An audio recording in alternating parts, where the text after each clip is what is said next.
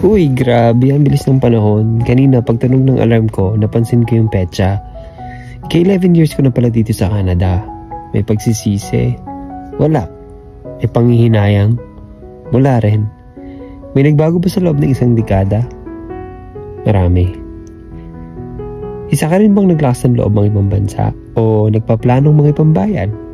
Kung ganon, ang bidyong ito ay para sa iyo. Sa hindi nakakilala sa akin, ako nga pala si Rod, isang miyembro ng isang Juan de la Cruz na nakipagsapalaran ng ibang bayan. 11 years na dito sa Canada at ngayon ay isa ng dual citizen. Napaisip ako, parang kailan lang, halos sa Pinas pa ako nagtatrabaho sa isang kilalang fast food sa atin. Malaking desisyon ang haharapin ko sa paglisan sa ating bayan at sa mga nakasanayan. Iiwan ng mga kaibigan, lalayo sa pamilya at mahal sa buhay, aagwat muna sa mga kaibigan at mga happenings. Taon ang bibilangin bago mo makasama ng Pasko, bagong taon, at mga birthday sa mga taong nakasanayan mo. Maging handa ka sa mga pagbabago, yung mga batang paslit na may iwan mo, binata at dalaga na pagbalik mo, yung mga kubong bahay noon, konkreto na ngayon, kalsadang dati ay lupa, aspalto na ngayon. Dating malawak na sakahan, bahayan at subdivision na ngayon. Yan ang mga haharapin mo pag naisipan mo ang mga ibang bayan.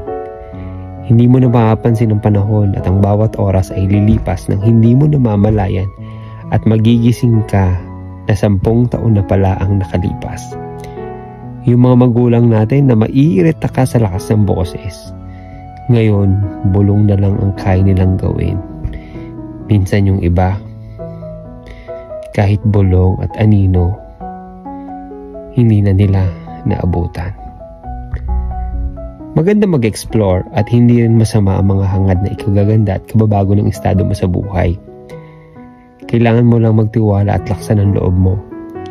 Kailangan mo lang tanggapin na haharap ka sa isang buhay ng mag-isa. Mag-isang kakain at literal na haharap ng problema ng mag-isa.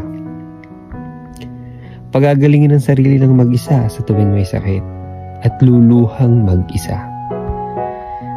Kaakibat ng pagtupad natin sa mga pangarap at mitiin sa buhay ay sakripisyo.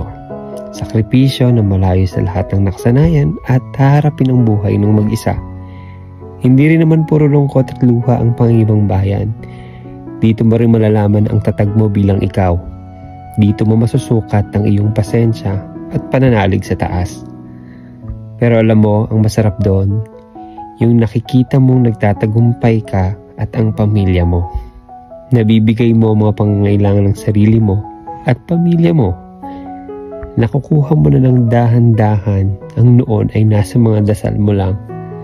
Nagkakaroon na ng katuparan ng mga panalangin mo tuwing gabi. At nagkakakulay na rin yung mga nakaguhit mong pangarap. Kaya ikaw na nakikinig, laksan mo lang ang loob mo at harapin ang takot. Hindi masama ang sumubok. Samahan mo ng pananampalataya na makakaya mong harapin ang lahat. At sana, maging masaya ang puso mo.